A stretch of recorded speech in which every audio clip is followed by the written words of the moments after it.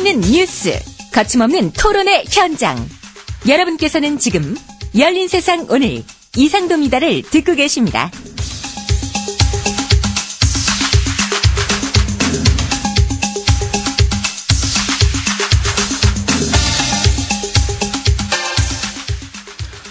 네, 국제법제사법위원회가 어제 권재진 법무장관 내정자와 한상대 검찰총장 내정자에 대한 인사청문 경과서를 채택하려고 했습니다만 민주당의 반발로 무산이 됐습니다. 국회 법사위 민주당 간사이자 민주당 정책위 의장인 박영선 의원 연결해서 이야기 나눠보도록 하겠습니다. 박영선 의원님 안녕하십니까? 네, 안녕하세요. 예, 어제 국회 법사위 전체 회의 권재진 법무장관과 한상대 검찰총장 내정자에 대한 인사청문 경과 보고서 결국 채택이 무산이 됐군요. 회의 자체가 열리지를 못했습니다. 예, 왜 이렇게 된 건가요? 민주당 법사위원들이 이 권재진 한상대 청문회가 아직 끝나지 않았다. 왜냐하면 추가 검증이 필요하다라고 의견을 모았습니다.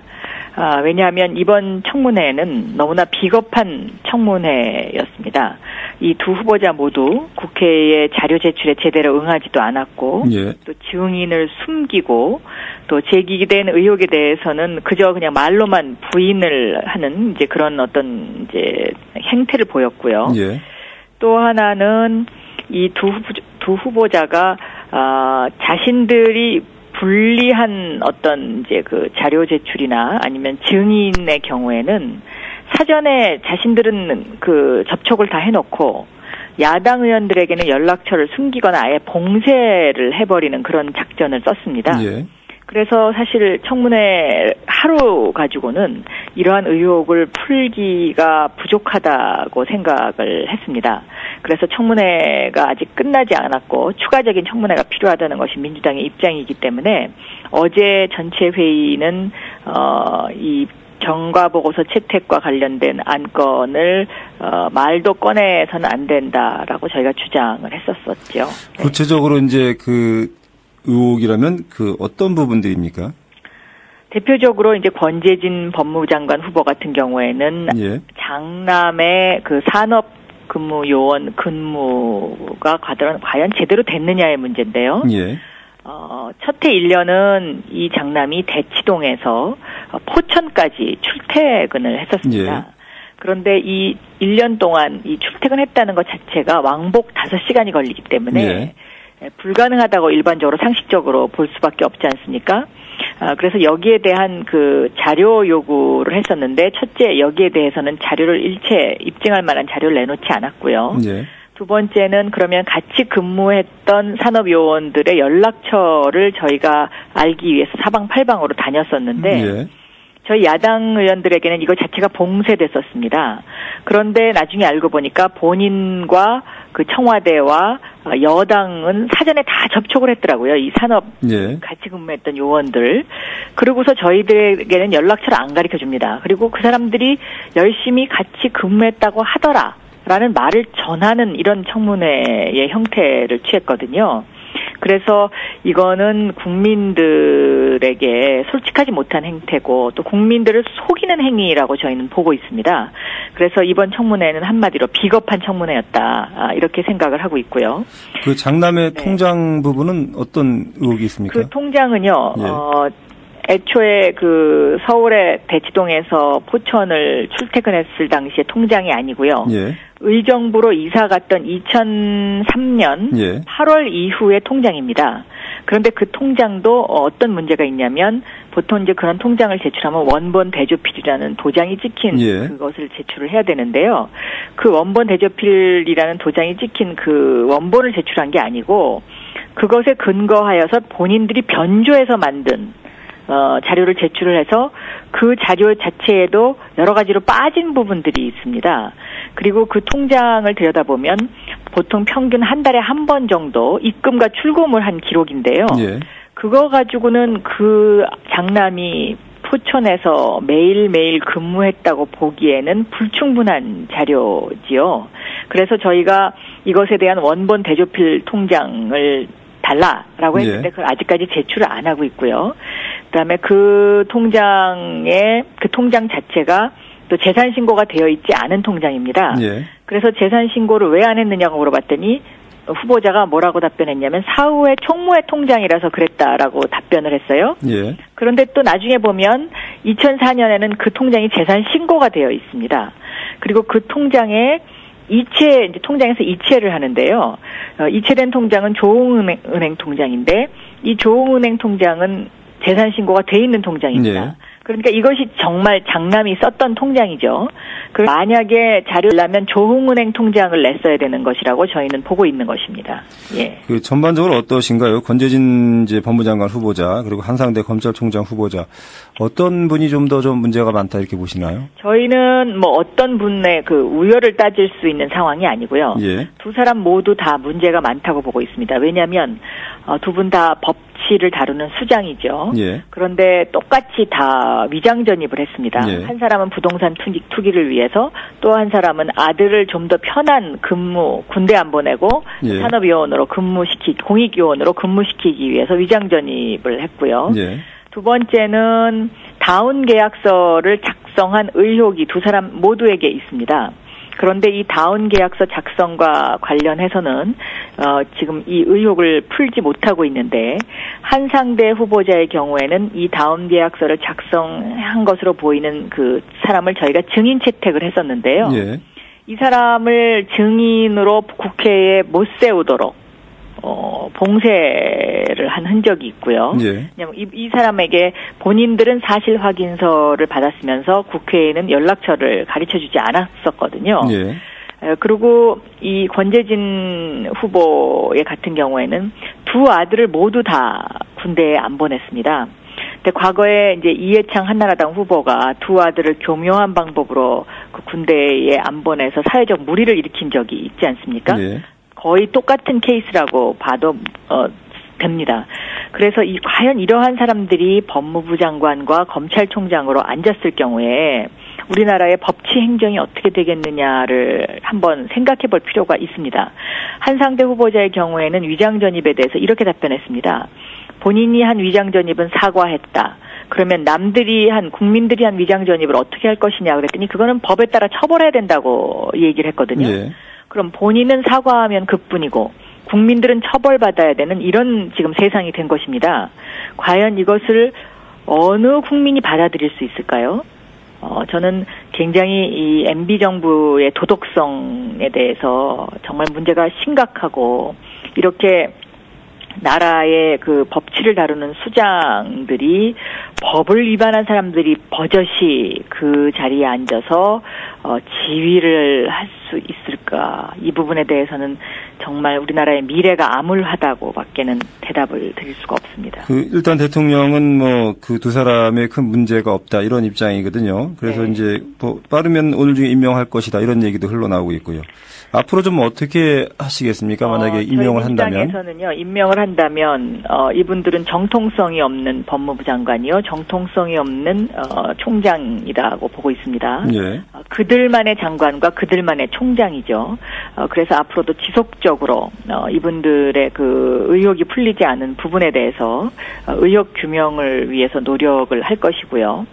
특히 이제 한상대 후보 같은 경우에는 청문회를 조금 일찍 했기 때문에 내일 임명하는 것이 그 절차적으로는 문제가 없다라고 주장할 수 있지만 예. 권재진 후보의 경우에는 청문회가 어저께 끝났기 때문에 절차적으로 내일 임명하면은 하자가 있습니다. 예. 왜냐하면 일단 청와대가 국회가 인사청문 결과 보고서를 채택하기를 기다려줘야 되고요. 예. 그것이 채택되지 않을 때 청와대가 언제까지 이것을 해달라고 공문을 보내야 되는데요. 예. 아직 권재진 후보자는 공문이 왔다는 이야기를 못 들었습니다. 예, 예. 다른 사안 한두 가지만 더 여쭤보겠습니다. 네. 민주당 무상급식 정책에 반대했던 이제 한나라당 황우여 원내대표죠. 네. 최근 이제 0세부터 4세까지 무상보육을 추진해야겠다 이런 입장을 밝혀서 이제 당 안팎으로부터 좀 곤혹스러운 입장이 처했는데 이 문제는 좀 어떻게 바라보고 계신가요? 저는 한나라당의 이러한 이야기가 그 이솝 우화에 나오는 양치기 소년의 우화를 듣는 것 같은 그런 인상을 지울 수가 없습니다. 처음에 반값 등록금 하겠다고 휘저어놓고는 지금 흐지부지하지 않았습니까? 예. 그러고는 이제는 무상보육을 들고 나오는데요. 이 무상보육 이야기를 하려면 무상급식 문제를 정리해야 된다고 봅니다. 예. 그런데 이 무상급식은 또 하지 않겠다며 오세훈 시장이 지금 주민투표를 발의해 놓고 있는 그런 예. 상황이에요. 그러면 도대체 한나라당의 진정성은 어디에 있는 것인지 아마 국민들이 굉장히 혼란스러워 할 것입니다.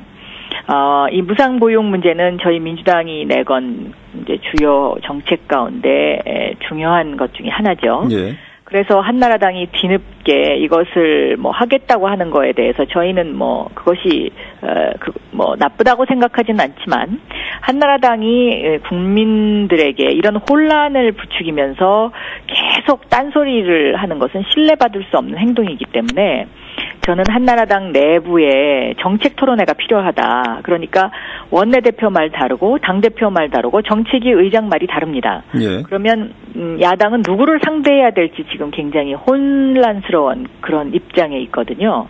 또 홍준표 대표는 이런 와중에 무슨 정책 토론회를 하자고 좀 주장을 하고 있습니다. 예. 그래서 제가 이 문제에 관해서 한나라당은 먼저 당내의 정책 토론회를 해서 입장 정리를 한 다음에 확실하게 지키겠다는 어떤 그 진정성을 보이고서 국민들에게 이런 이야기를 해야 될 것이고 야당에게 정책 토론회를 하자고 제의를 해야 하는 것이 저는 우선이라고 생각하고 지금 있습니다. 말씀하신 대로요. 홍준표 대표는 이제 한미 FTA 관련해 가지고 그 손학규 민주당 대표와 정책 토론을 하자 이런 얘기도 했고요. 네네. 그리고 이제 인천공항 민영화 얘기도 꺼낸 적이 있고요. 네네. 여러 가지 얘기들을 좀 계속 하고 있는데 지금 어떻게 보십니까? 굉장히 혼선이죠. 그러니까 인천공항 그 주식 매각 문제도 그렇습니다. 대동강물 팔아먹은 봉이 김선달도 아니고 우리금융 주식 국민주로 팔겠다고 했다가 안 되니까 이번에는 또 인천공항을 들고 나오는데요. 예. 인천공항 국민주 매각 이 부분은 안보 차원에서도 크게 문제가 있죠. 예. 왜냐하면 공항이라는 것은 그 나라를 지켜야 하는 그 안보의 1순위에 해당되는 시설물인데 이것을 그 매각하겠다는 것 자체에 대한 발상에 저는 상당한 문제가 있다고 보고요. 또 두 번째는 이 인천공항은 우리나라 국민들이 굉장히 사랑하는 공항입니다. 예. 그런데 이 공항을 매각을 해서 도대체 뭘 어떻게 하겠다는 건지 저는 한나라당이 글쎄요 지금 그 국가를 운영을 하면서 재정과 관련해서 이 4대강 사업이라든가 이런 어떤 그 필요치 않은 부분에 국가 재정을 너무 많이 투입을 해놓고 이제 그것이 어디선가 구멍이 나기 시작하니까 이런 것들을 팔아서 메워야 되는 어떤 그런 속사정이 있는 것 아닌가 하는 그런 의심도 지금 해보게 되는 상황이거든요. 그래서 이 인천공항은 저는 설득력도 없고 타당성도 없다고 생각하고 있습니다. 한나라당 지도부 간 정책 혼선이 심각한 수준이라고 보시나요? 그렇죠. 왜냐면 저희 민주당은 물론 이제 그 어떤 그 정책을 함에 있어서 각자 생각이 다를 수는 있지만요. 네. 지금까지 어떤 정책을 발표함에 있어서 다른 목소리를 조율을 하는데 시간은 걸렸지만 그 발표한 것을 한나라당처럼 뒤집어 엎거나 네. 아니면 정책위 의장 따로 원내대표 따로 당대표 따로 이런 식으로 이렇게 완전히 콩가루 집안처럼 이렇게 집권 여당이 하는 거에 대해서는 저희는 좀 이해를 좀 못하고 있습니다. 예. 그 스탠더드 온 푸어스가 미국의 신용 등급을 이제 강등한 이유 이제 여러 가지 요인 중에 하나가 정치권 얘기를 좀 했거든요. 강등하면서. 네. 이와 관련해서 이제 그 여당 쪽에서는 금융 쪽, 재정 쪽 문제라는 얘기를 많이 하고요. 민주당 쪽에서는 이제 MB노믹스가 불러온 정책 실패 얘기를 좀 하던데. 네. 이런 부분에 대한 진단은 좀 어떻게 좀 하고 계신가요? S&P의 진단은 미국의 문제고요. 예. 우리나라 주식시장이 미국의 외부 요인에 의해서 저렇게 취약하게 흔들리는 것은 그동안의 MB노믹스의 대표적인 정책인 부자 감세로 인해서 지금 우리나라가 내세울 수 있었던 것이 재정 건전성이었습니다. 예. 그런데 이 재정 건전성이 흔들리고 있다는 저희는 이제 사인으로 보이는 거죠. 예. 그래서 MB노믹스가 실패했다고 저희가 규정을 하는 것이고요. 또 여기에는 그동안에 이제 2008년도 금융위기 이후에 예방적 조치를 취한 것이 아니고 MB 정부는 방만한 경영을 했습니다. 금융과 관련된 부분은 특히 더 이것이 완화 정책을 취했기 때문에 세계적인 흐름과 역행하는 정책을 그동안에 취해 오지 않았습니까? 그래서 이번 충격에 이렇게 크게 흔들릴 수밖에 없다고 저희 민주당은 보고 있습니다. 정치권 복지 논쟁을 조금 좀 자제해야 된다. 이런 목소리에 대해서는 어떻게 받아들이시나요? 저는 복지는요, 그 나라의 경제 체력이 뒷받침될 만큼 복지를 하는 것이 맞다고 생각하고 예. 지금까지 민주당이 그러한 스탠스를 취해왔습니다. 지금까지 민주당이 취해왔던 이제 그 복지 정책은 지금 MB 정부나 아니면 이전에 과거에 박정희 정권 때부터 지금까지 지나치게 성장 일변도로 갔기 때문에 양극화가 심화돼서 이 양극화가 오히려 성장을 해치고 있는 그런 상황이라고 저희가 진단을 했던 것이고요. 예. 현재 그 민주당이 취하고 있는 복지 정책은 우리의 재정 문제라든가 아니면 경제 체질에 비추어서 버틸 수 있는 부분이라고 저는 보고 있습니다. 예, 박영선 정책위원장님 오늘 말씀 고맙습니다. 네, 감사합니다.